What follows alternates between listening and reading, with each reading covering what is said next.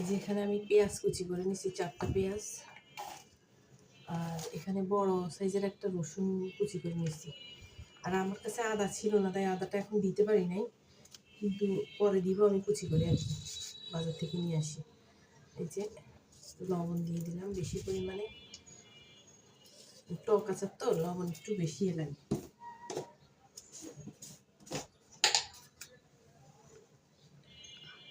এই যে হলুদের গুঁড়া দিয়ে দিলাম।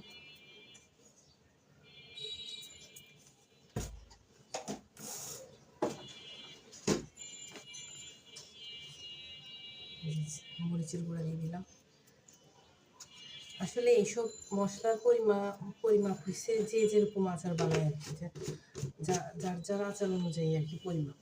আমার এখানে যতটুকু আম আছে তার জন্য এটাই ঠিক আর কি। আর এখানে এই যে পাঁচফোড়ন গুঁড়া করে নিচ্ছি, আর কিছু চিলি ফ্লেক্স, আর হচ্ছে হ্যাঁ এগুলাই।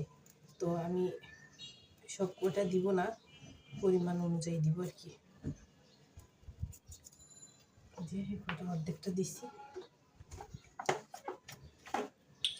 তো একটুখানি সরিষার তেল দিয়ে এটাকে এখন ভালো করে মাখিয়ে নেব আর কি।